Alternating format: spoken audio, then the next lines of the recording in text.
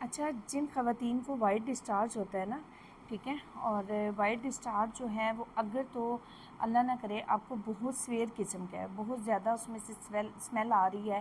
تو آپ نے اپنی کسی بھی ڈاکٹر کو، گائناکالوجسٹ کو کنسلٹ کرنا ہے۔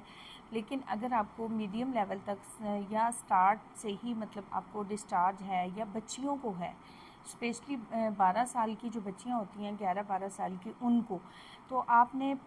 یہ ریمیڈی یوز کرنی ہے، انشاءاللہ تعالیٰ بہت زیادہ فائدہ ہوگا آپ کو۔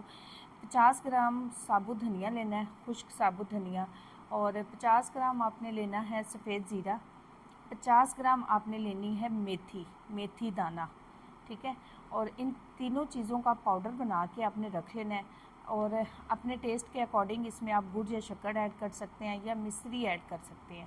ٹھیک ہے، اور اس کو آدھا چمچ صبح، آدھا چمچ شام کو آپ نے استعمال کرنا ہے۔ انشاءاللہ ودن 2 ویک آپ کو بہت اچھے رزلٹ ملیں گے۔